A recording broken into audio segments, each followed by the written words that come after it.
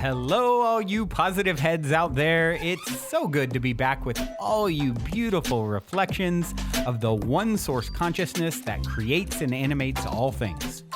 If you're new to this podcast, of course, we are super happy to have you here, and we just ask that you bring an open mind and heart to your listening experience and to be prepared to explore vantage points that I'm convinced will help shift or solidify your current understanding of the ultimate nature of reality in a way that is extremely empowering. Speaking of exploring powerful perspectives, I'm super excited to announce the release of my very first book, The Golden Key: Modern Alchemy to Unlock Infinite Abundance. If you're ready to alchemize the circumstances in your life so that your abundance expands to an entirely new level in 2021, head over to goldenkey.gift to download the audio or ebook as my gift to you by using the code POSITIVEHEAD.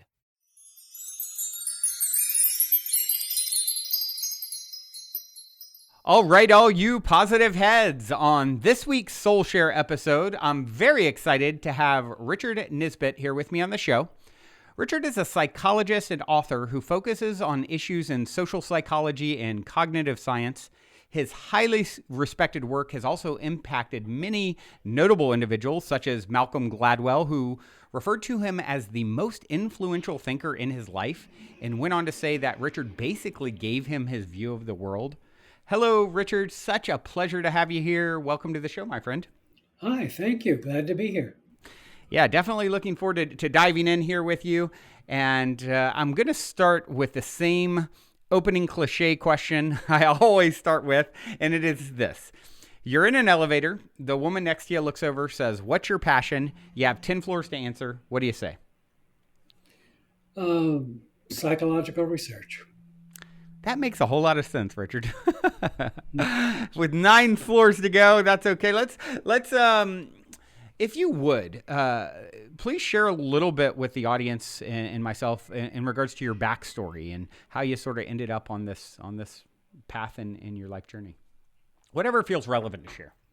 In other words, how I happened to write the book, or Yeah, exactly. How you got it. Yep. Exactly what sort of led you to where you're at and doing the unique work that you're doing in the world. Well, I wrote the book to describe that work, which almost all has a theme, that is reasoning. How do people think? How do they solve problems?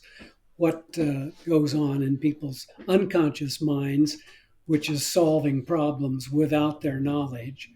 And how about the formal study of reasoning in intelligence tests, for example? How should we think about intelligence? How can we get smarter? They're all tied together over 50 years of research. So I thought it would be interesting to put them all in one book and put it there in a congenial enough way that people would not find it unpleasant to read. Beautiful. And so you've written a few books. Your most recent is Thinking, correct? Right. Yeah. So I'd love to, obviously dive into any of the information in the books, and I'm sure they all sort of weave together in some ways. But maybe you can give us a high level of what Thinking is all about. Well, the first part of the book, the first quarter of the book, describes my youth. And it was kind of isolated. I'd never lived in a neighborhood where there were other kids to play kick the can with. And I went out on expeditions. I lived in El Paso, Texas, next to the Rio Grande. And I would go out walking and basically constantly thinking. I was forced to think because there wasn't much else to do, more than most people are, I think. So when I started doing psychological research, the very first experiment that I did was to ask people to take a series of electric shocks of steadily increasing intensity, Hmm. and to tell me when they first could feel the shock, when it became painful, and when it was too painful to continue.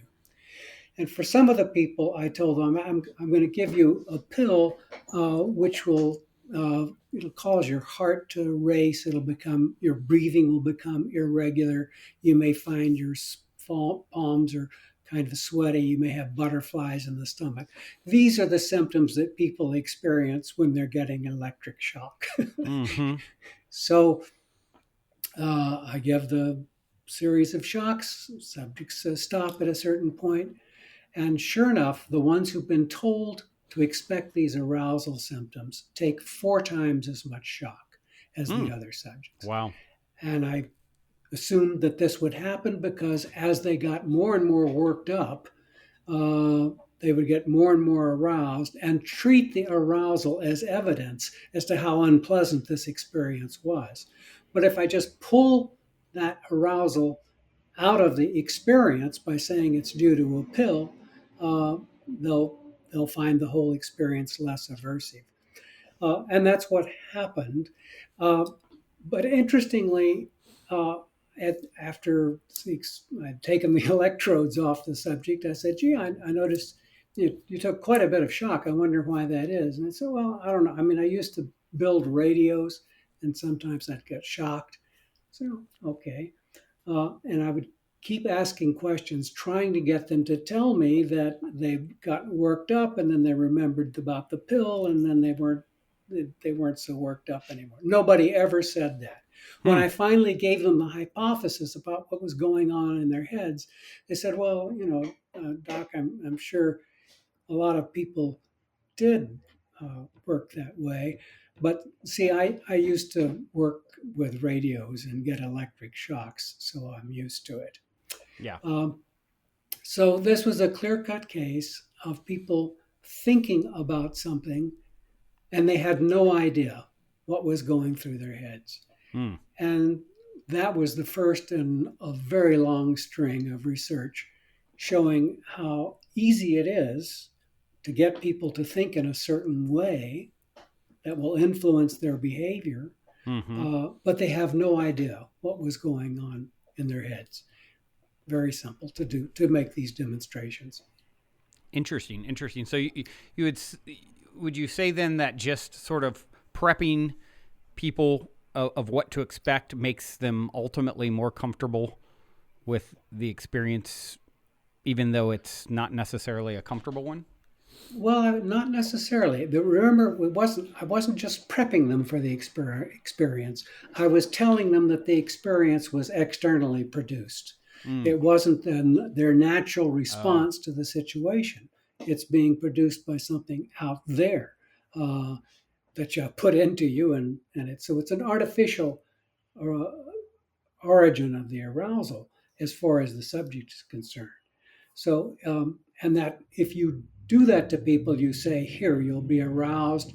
Their arousal for this external reason, an injection or a pill or whatever, they don't treat that arousal as evidence uh, of of anything. They're less emotional. Mm. One of my favorite experiments showing how confused people can be about the origin of their arousal is a social psychologist had a very attractive young woman interview college students, either while they're standing on firm ground or while they're standing on a swaying rope bridge over a precipice. I mean, Mm. if Hmm. they fall, they're goners. Uh, and the dependent variable was, does the guy ask the girl out? And if the interview occurred while he was swaying on this dangerous bridge, he was much more likely to ask her out. It's more, and that's then if the interview occurred in a comfortable chair on land. So he's Interesting. treated the arousal that's being produced by his fear, he's treating that, he's mistaking that that arousal is coming from this very pleasant young woman he's talking to. Wow. And it's remarkably easy to confuse people about the origin of their arousal. Mm. And it's remarkably easy to show that people have no idea what's going through their heads. They don't know that they've asked this woman out because they're aroused, and the arousal has nothing to do with her. This is all completely obscure to them. Wow. Wow. And how do you think that relates to other situations in our life that, we're being, how often are we being impacted in this way that we have no idea, would you say?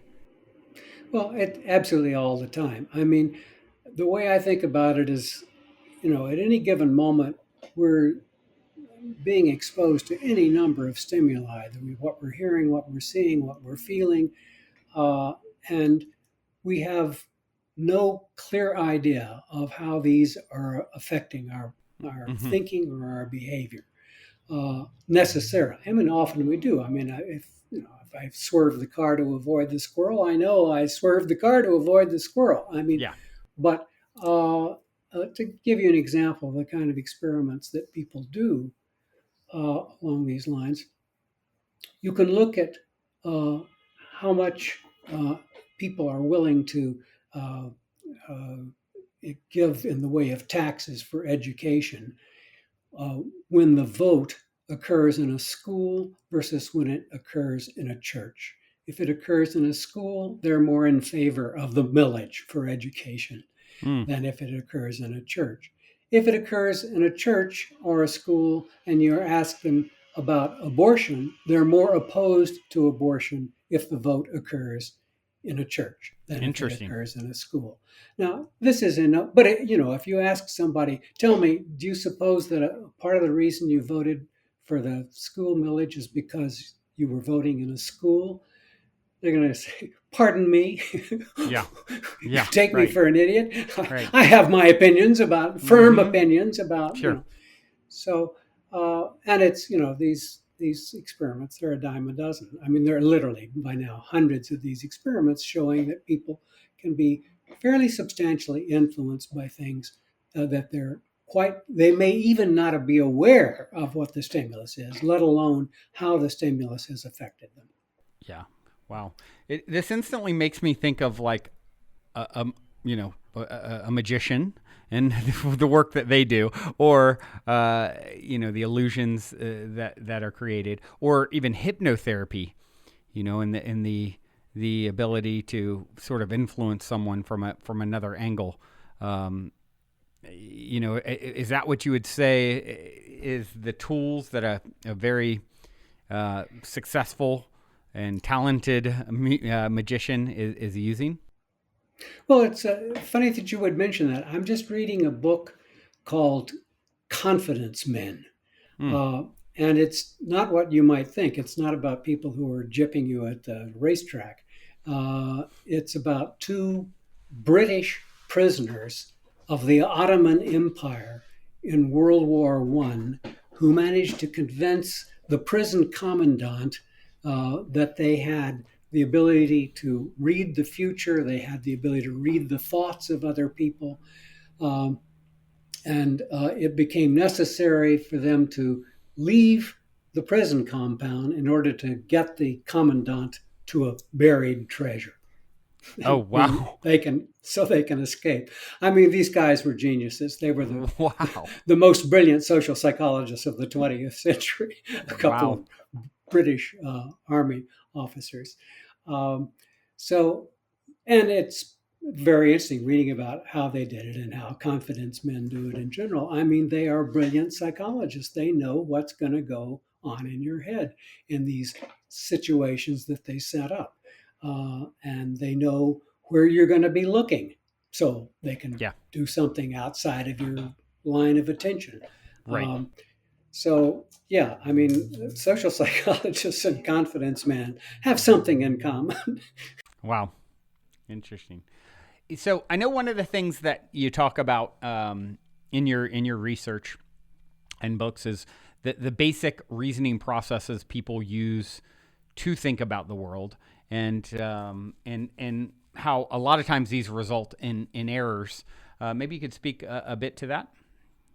Well, I got interested in the kinds of mistakes in reasoning that people made because they're not applying statistical principles or the laws of probability, or even the conception of how an experiment is carried out, to some event. And let me get an example of what it won't sound at first like a statistical error, but it is. When I was quite young, I went to Europe for the first time. I spent a week in London, and it was absolutely gorgeous weather the whole time I was there. Blue sky, bright sunshine. And I ended up sort of feeling, the British they're kind of babies, the way they complain about their weather. Now, was I stupid enough not to realize that weather is extremely variable any place on Earth? No, but I wasn't thinking that way. I was just so natural to think, gee, London is beautiful. I don't know why the English don't appreciate it any more than they do. So the basic idea here, I didn't have enough evidence. I was making an inference about a phenomenon which has a lot of variability. I may be way off in a corner of reality here, and so I made a mistake because I wasn't sufficiently aware of how much evidence was needed. And this is true for us all the time. We're constantly making this kind of error of not having enough evidence. We also make errors of probability inference. We guess that something is very likely to happen when in fact it's really only a remote chance.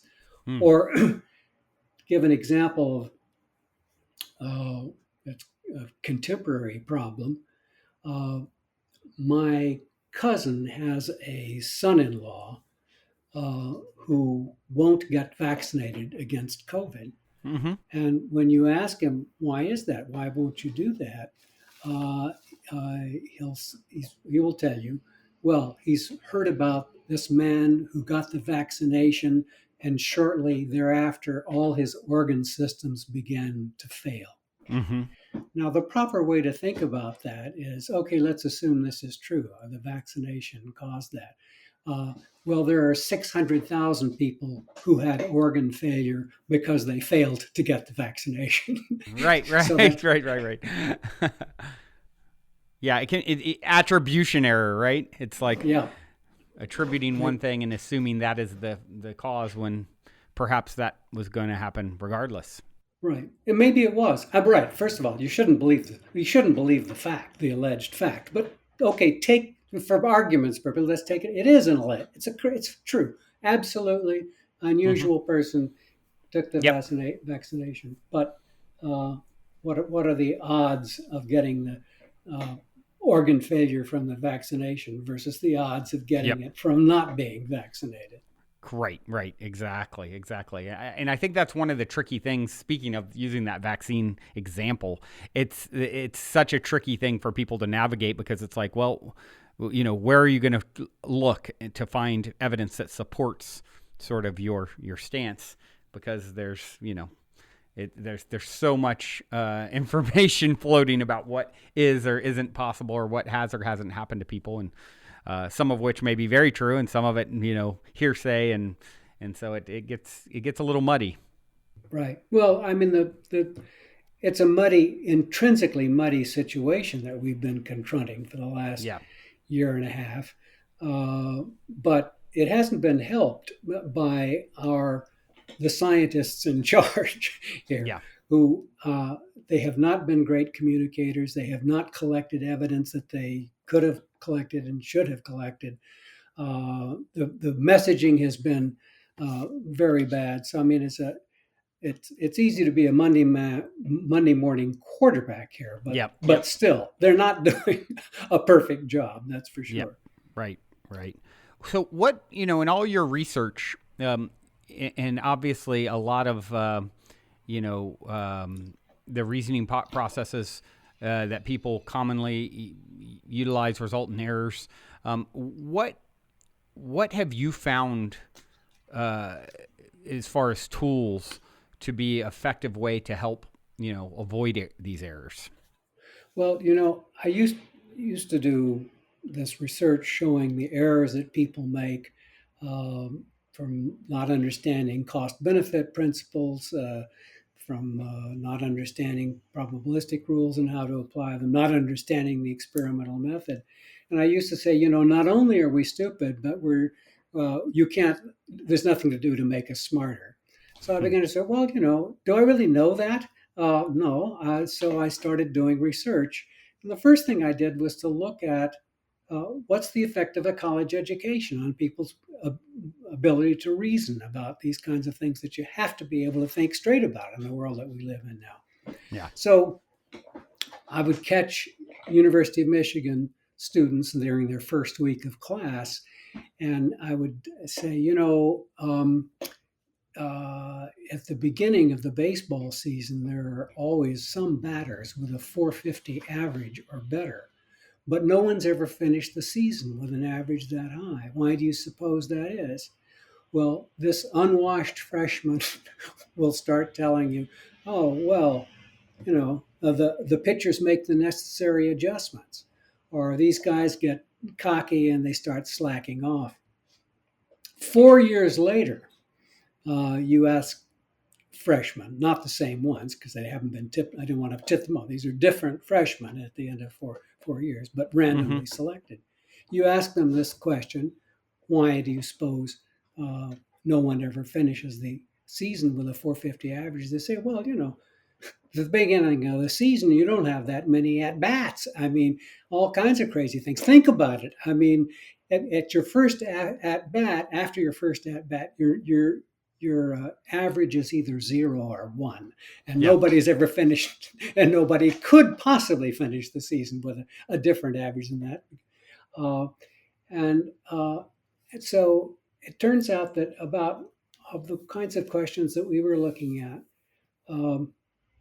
for example, what would be a good control group to assess a particular conclusion that someone had come to about some event, or probabilistic rule, or statistical rule, or an economic principle rule, about people experienced about a 70% improvement in their ability to think about these things. And these are things you can't live without in the world that we're in right now. I mean, you can live, of course, but I mean, you put yourself at a decided disadvantage if you can't apply these principles. So I was astonished by that. So I said, well, how can I do it any quicker? And it turns out, yes, you can. You can, in 15 minutes, you can teach people about the law of large numbers, which is what they need to have to think about how much evidence they need, and greatly improve their reasoning about just an indefinitely large number of kinds of problems that come up in everyday life. This has made me something of a missionary about what should be taught in high school and college. And a lot of kids can't graduate from high school because they can't hack it with algebra. Now, I don't know about you, but I've never found it very necessary in my daily life to use algebra. Not Very few particularly. people do. But these kids are not being allowed to graduate high school because they can't do something that doesn't matter whether they can do it or not. But probability, statistics, economic principles, these kinds of things do make a difference. They could be taught in high school. Junk the algebra. Give them these kinds of reasoning tools instead. Gotcha. That makes sense. So as we talk about, sort of intelligence and getting it right as much as possible in decision making as we navigate our lives, what have you found in all of your research as what contribution amount comes from, genetics versus the environment, this kind of nature versus nurture um, perspective? Well, after I'd been doing years and years of research on reasoning, I decided I of course kept up with the literature on intelligence, the scientific study of intelligence. And a lot of it is fine and accurate, and the knowledge grows there. But the discipline studying intelligence uh, went haywire with regard to some really very important facts. They tended to overestimate the role of genes and how smart Mm-hmm. we are, and to underestimate the role of the environment. And it's a long story, which I can get into if you'd like, about how it was that we've been able to find that out. I can give the brief version I can give you about the importance Mm-hmm. of the environment, uh, is just to tell you a couple of facts, which you may well know already. Uh, in the last 70 years, since the end of World War II, uh, the average American IQ has increased by 15 points. Hmm. That's roughly the difference between somebody who might or might not graduate from high school and somebody who would graduate from a university. I mean, it's an absolute huge difference. Um, Now, how much of that is real intelligence that you might observe in everyday life? It's hard to say. It certainly is a real difference. I mean, for adults, the increase in vocabulary is equal to this 15 point in IQ difference. So it's absolutely huge. I mean, the more words you know, the more understanding you have of the world. Mm-hmm. These are tools for understanding the world.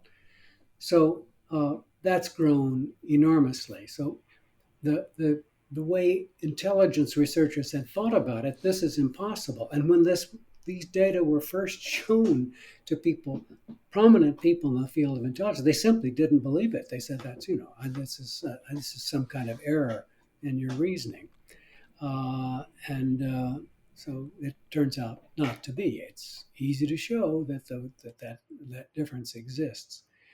Um, or you can look at the effect of adoption of a kid.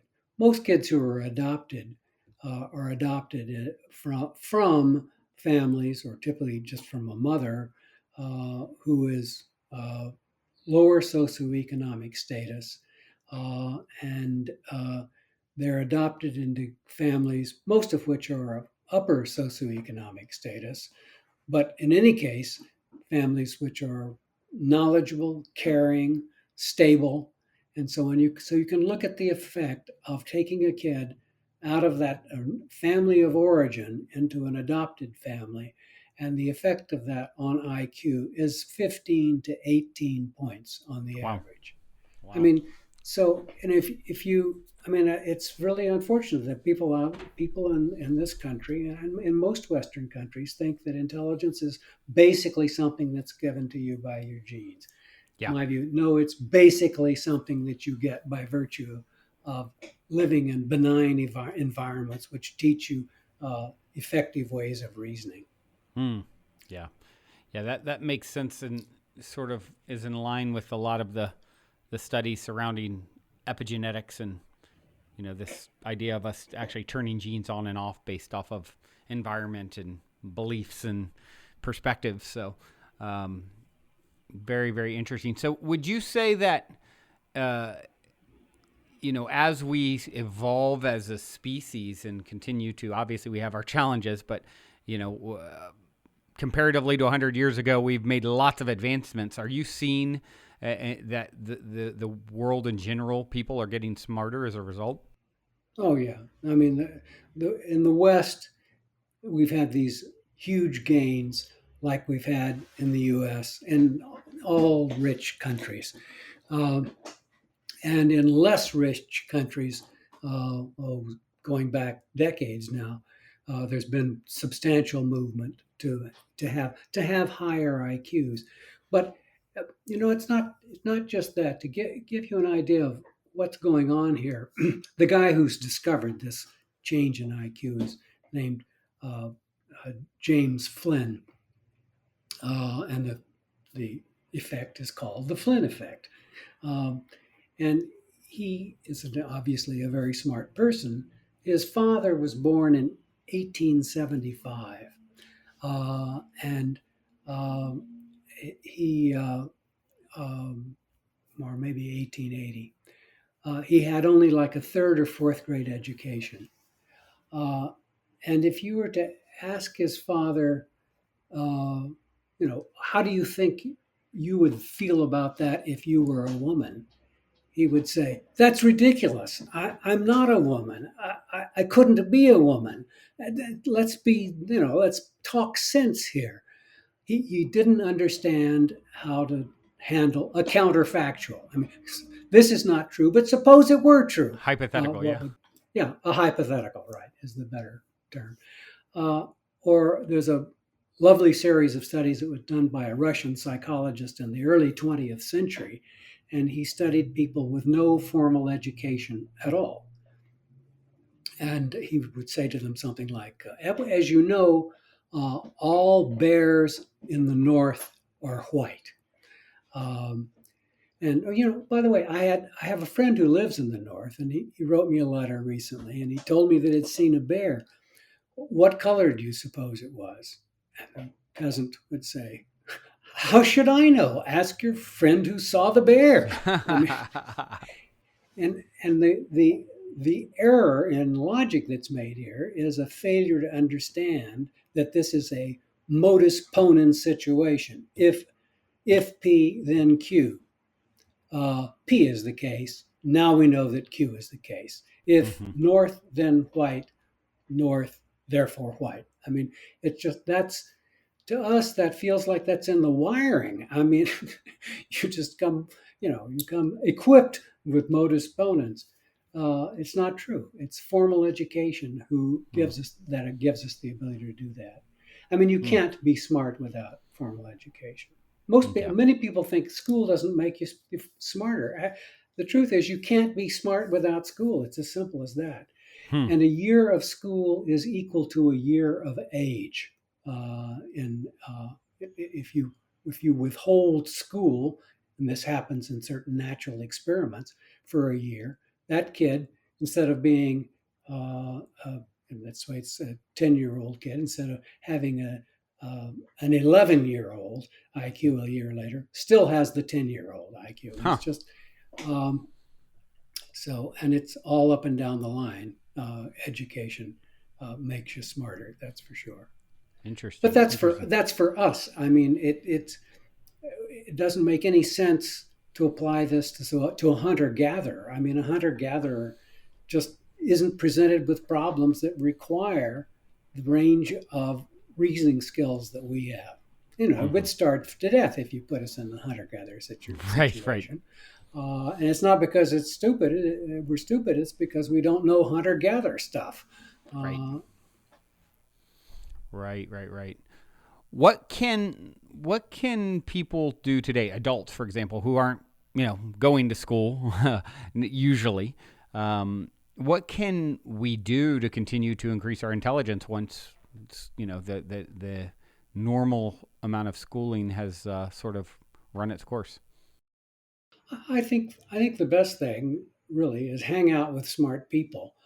I think residential colleges are tremendously important because you hang out with people who reason better than you did before, and you sort of correct one another's reasoning. You say, "Well, that's stupid. How the hell did you come to that conclusion?" They're teaching us how to think. So just use that principle through your life. There's an expression: "You are the average of the half dozen people you know best." Right. And that's a pretty good rule. You hang out with, lie down with dogs, you get up with fleas. I mean, right. Right, absolutely.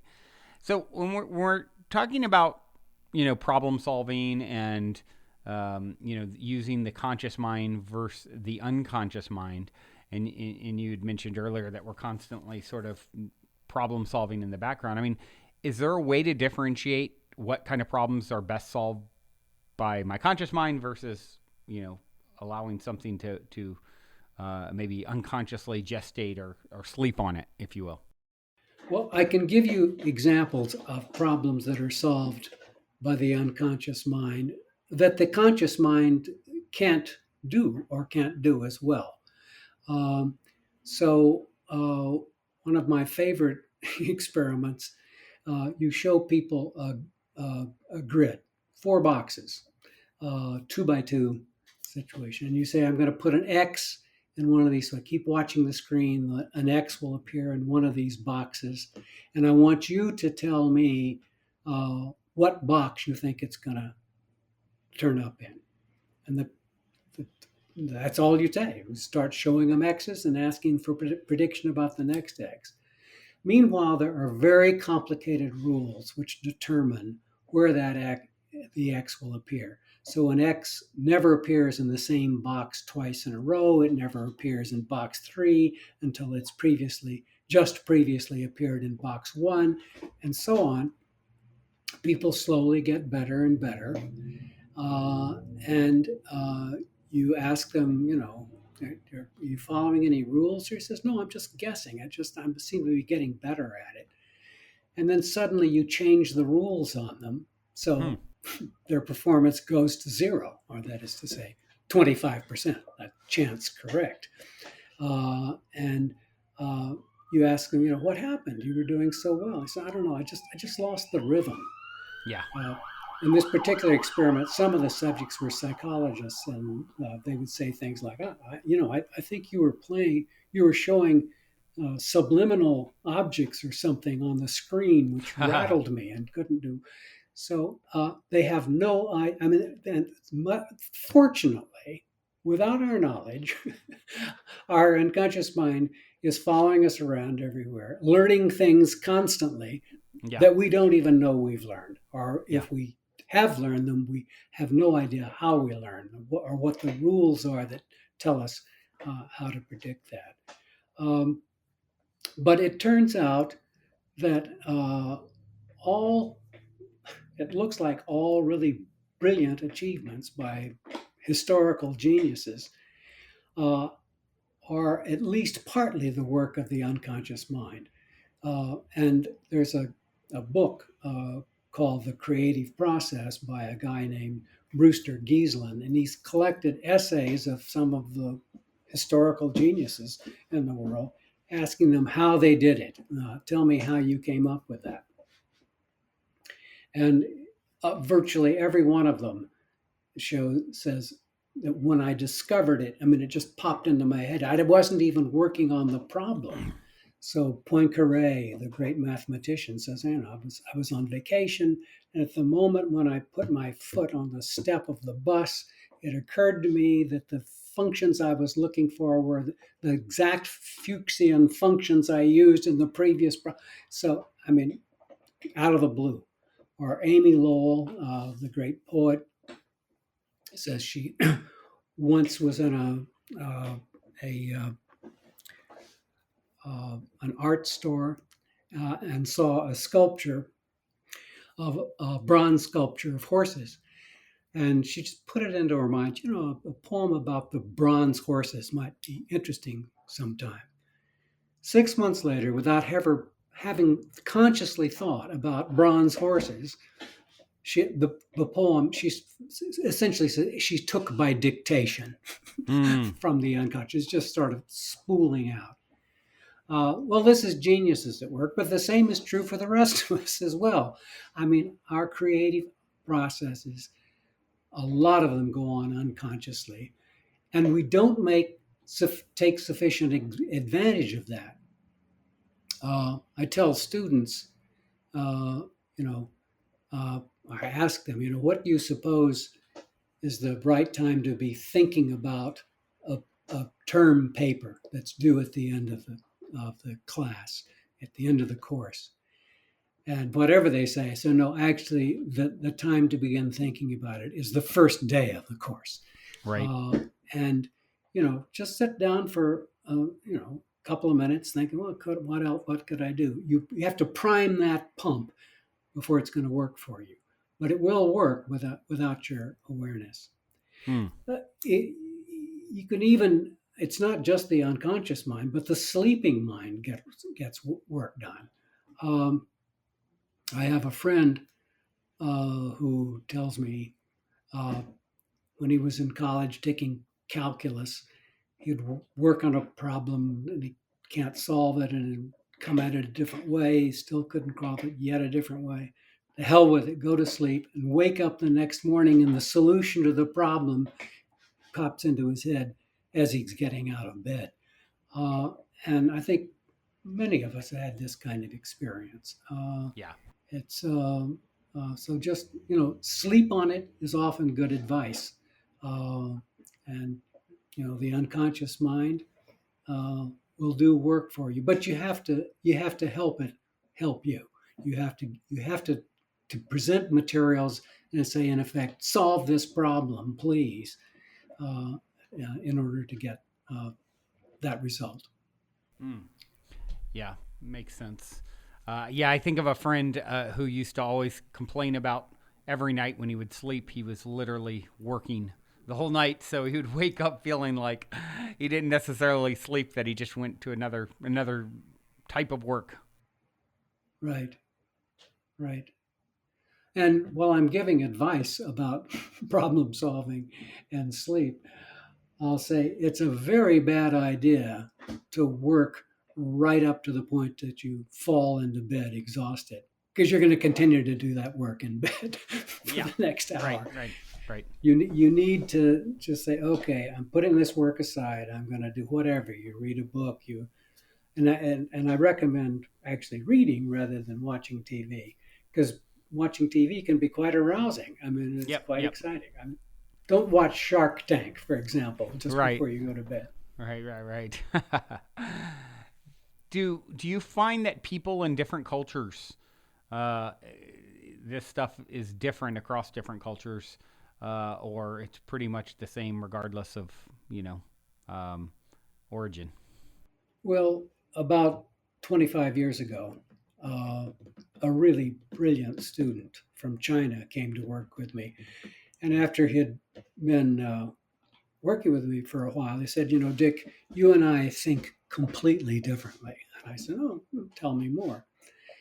And he gives me a brief version of the following. He says, you're very analytic. You look at the world, you try to categorize it, you think on the basis of the attributes that you figured out that thing has, that person has, or the problem has, or the animal, whatever it is. And you apply logical rules to it. Uh, and uh, and that's great. It's very, but that's not the way I work. I'm looking at the world in terms of relationships and similarities, and uh, and I'm looking especially at the context. And this turns out I said, oh, okay, let's if you're right, it should be easy to show it. And it turns out it is right. I mean, East Asians are paying much more attention to the context than you or I are Hmm. in any given situation that they're in. And what shows this best is a really simple experiment that I did with a student named Takahito Masuda. We showed underwater scenes to people for 20 seconds. And then we said, tell me what you saw. The Americans will say, well, I saw three big fish swimming off to the left. They had white bellies and with pink stipples on them, and they had one fin on top of the body. The Japanese starts with saying, I saw what looked like a stream. The water was green. There were rocks and shells on the bottom. There were three big fish swimming off to the left. The Japanese almost invariably start setting the context for you and then they tell Hmm. you what they saw, and then they tell you about relationships. You know, the frog was on the leaf. That you don't get in anything like the same number from Americans. Uh, so, and interestingly, this information about the context comes free to them. They're able to report much more than Americans are about the context of a given scene, about relationships in the scene, without any cost in their ability to recall Hmm. information about the most salient objects. Interesting. Um, and so that it just turns out to be, I mean, context, is everything. They see it, they make inferences on the basis of it that we wouldn't make. That's easy to show that they're right in situations where we would be wrong. Hmm. Interesting. Why do you think that is? Uh, I think it's because they live in a society where, in order to be effective, you have to pay attention to other people.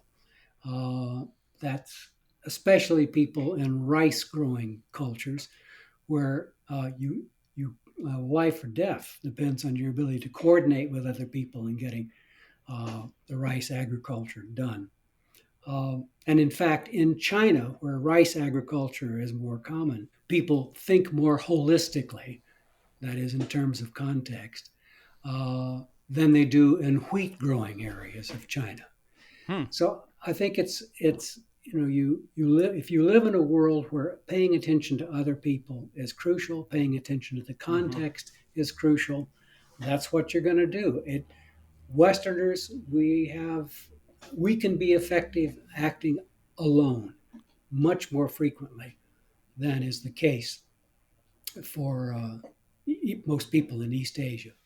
So, is there any sort of recommendations that you have for people who would like to take this more holistic viewpoint, so that obviously more information and more awareness is superior? What would you suggest to someone who hears that and is like wants to level it up? Actually, that's an extremely interesting question. I mean, in terms of cultural aspects of reasoning, that's the one that interests me most. Western tricks of reasoning, categorization, logic, and so on, are easy tricks to pick up. I mean, East Asians do Western style reasoning almost as well as Westerners do. I have no idea how to pick up the tricks, reasoning tricks of East Asians. Hmm. I think sort of just comes with a territory. I mean, it's a whole approach to life that's driving this holistic perception and reasoning. Uh, every now and then try to say, well, I've been thinking about Eastern thinking for a long time. Um, have I learned anything from it myself? Do I think differently?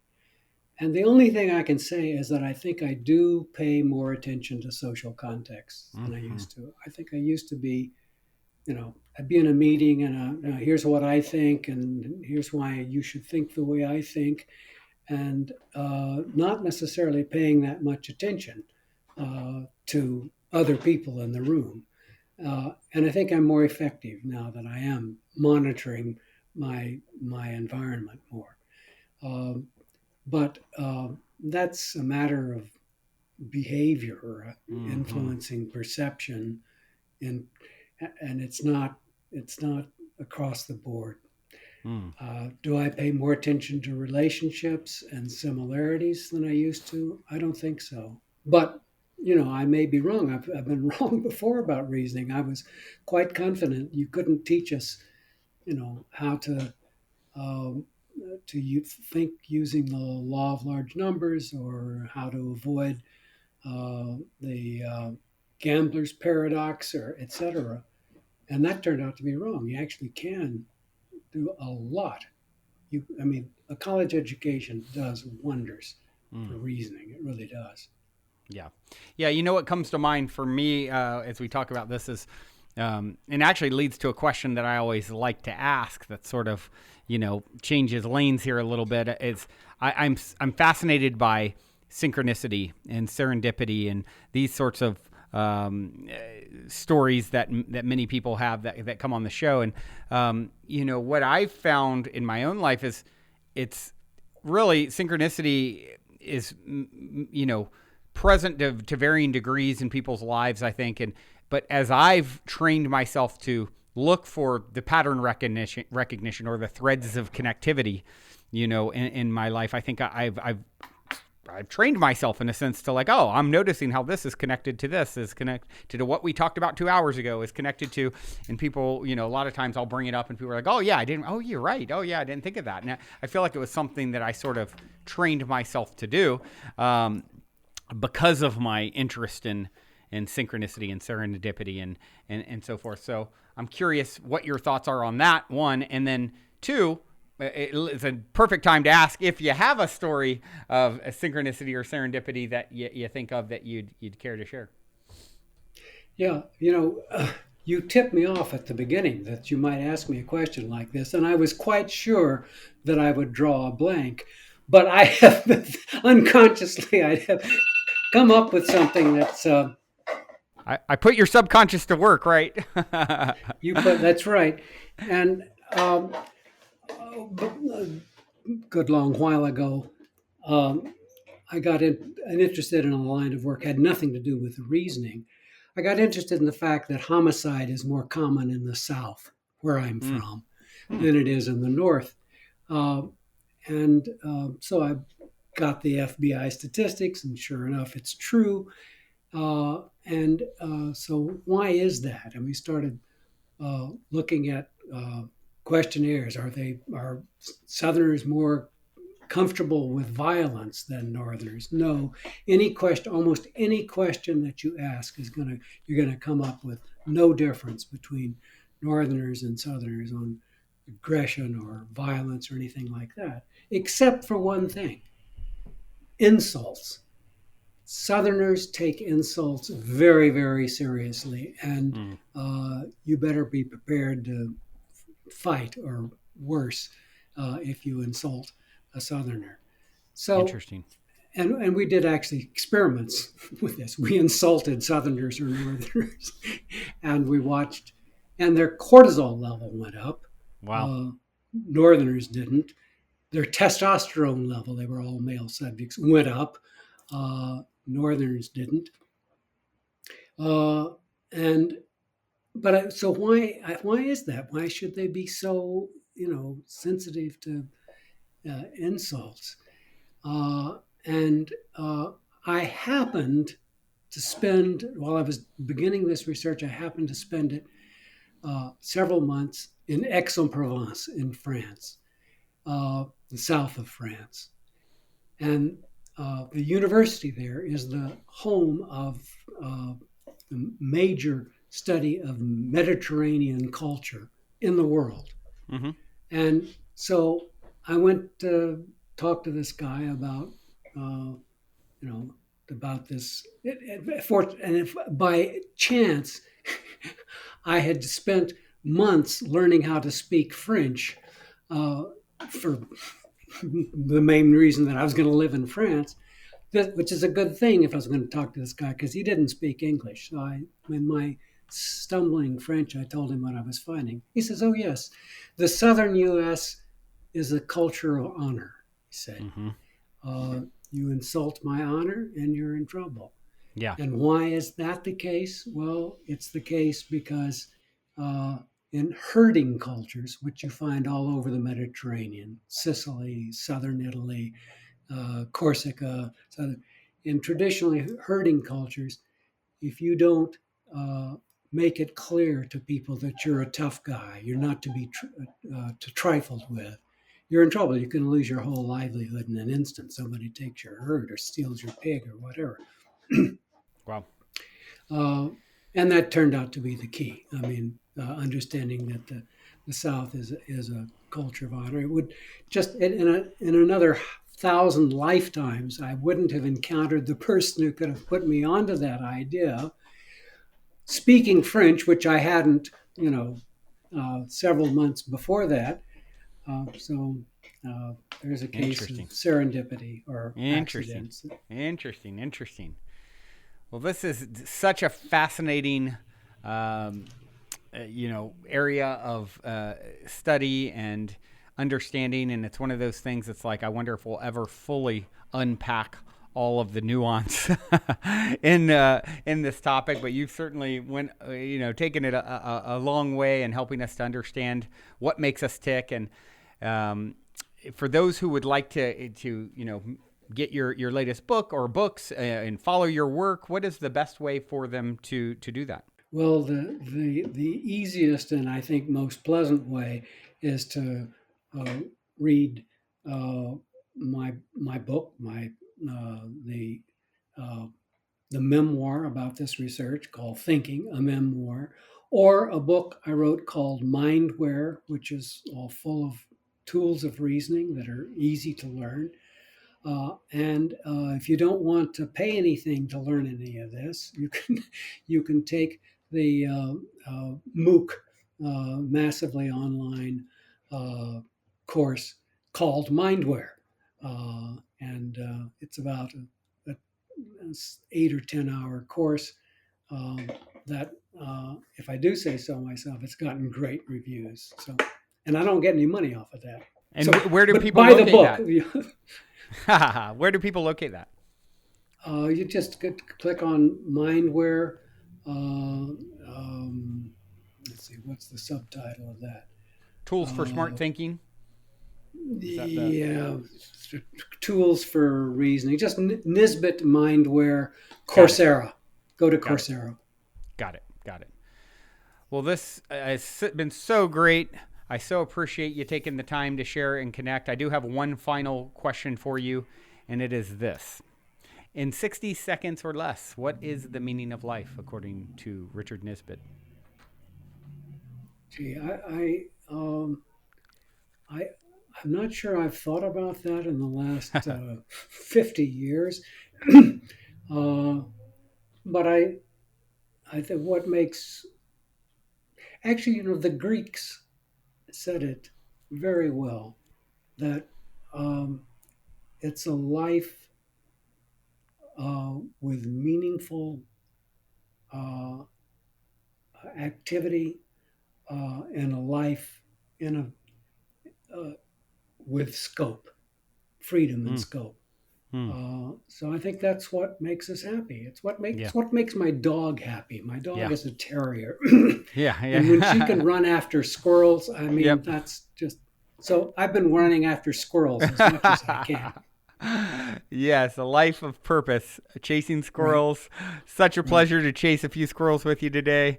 And all of you out there listening, thank you for tuning your beautiful brainwaves in, as always. Until next time, journey well. Also, before we sign off, I wanted to remind you to download the Golden Key audio or ebook as my free gift to you at goldenkey.gift using the Golden Key code POSITIVEHEAD. And please, if you enjoy my gift, leave a positive review on Amazon so others can find the book and unlock their lives with the help of the Golden Key as well.